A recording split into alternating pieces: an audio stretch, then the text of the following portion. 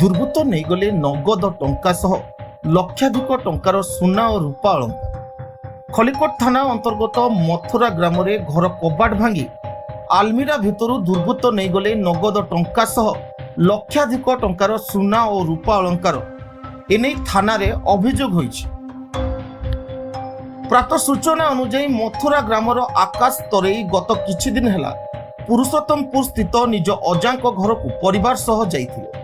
ତେବେ ଆଜି ସକାଳେ 8ଟା ସମୟରେ ଆକାଶ ପରିବାର ସହ ଗ୍ରାମରେ ପହଞ୍ଚିବା ପରେ ଘରର ବାରିପଟ କବାଟ ଭଙ୍ଗା ଯାଇଥିବା ବେଳେ ଘର ଭିତରେ ଥିବା ଆଲମିରା ଭାଙ୍ଗି ଯାଇଥିବା ଦେଖିବାକୁ ପାଇଥିଲେ।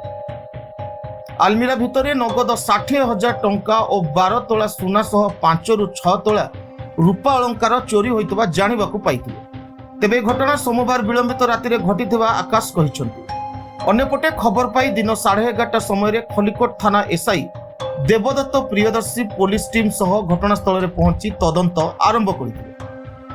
ଗଞ୍ଜାମରୁ ଭଗବାନ ପାଢ଼ୀଙ୍କ ରିପୋର୍ଟ, ଦ ରିପବ୍ଲିକ ଓଡ଼ିଶା 24 ନ୍ୟୁଜ୍।